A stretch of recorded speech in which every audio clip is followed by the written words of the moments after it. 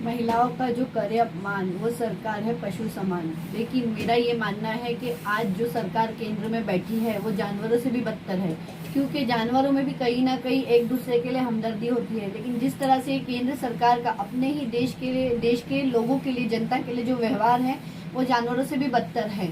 जिस तरह मणिपुर की जो घटना हमारे सामने आई है, 2 बच्चियों को निवस्त्र वहाँ पे घुमाया गया, उनके साथ बलात्कार किया गया, उसके बाद भी ये सरकार की आंखों में शर्म नहीं आ रही, उनकी आंखों में शर्म का पानी नहीं दिखाई दे रहा है। जिस सरकार का नारा है बेटी बचाओ बेटी पढ़ाओ, लेकिन उसी की सरकार में बेटियों के साथ इस तरह दरिंदगी की जा रही है, बेटियों का अपमान किया जा रहा है। तो हम ऐसी सरकार का निषेध करते हैं, जिसके लिए आज हमने मुंबई विधान भवन में प्रोटेस्ट लिए। हमने अपनी बातें सरकार तक पहुंचाने की कोशिश की और उम्मीद करते हैं कि सरकार हमारी बात को सुनेगी।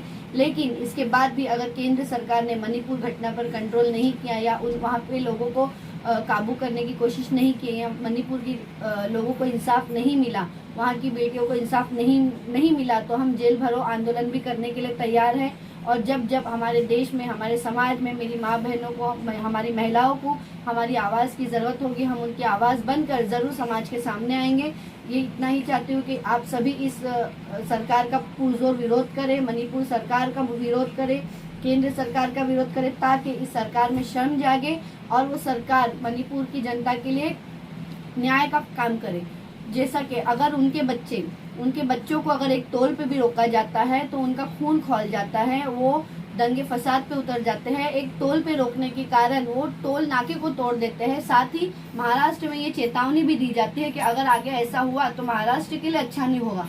तो इसी तरह अगर देश की बेटियों के साथ ऐसे हादसे होते हैं तो क्या देश की बेटियां उनकी बेटियां नहीं? अगर हम आपको अपना जनप्रतिनिधि चुनते हैं, आपको अपना वोट देते हैं, तो हम इस आस से देते हैं कि आप हमारी समस्याओं को समझेंगे, आप उसे सुलझाने की कोशिश करेंगे, ना कि आप उसे और बढ़ाएंगे। और अगर आप ऐसा नहीं कर सकते हो तो आप इस सरकार से हट जाइए और जनता को अपने तरीके से सरकार चलाने दीजिए, क्योंकि जनता खुद के लिए खुद अच्छे फैसले कर सकती है।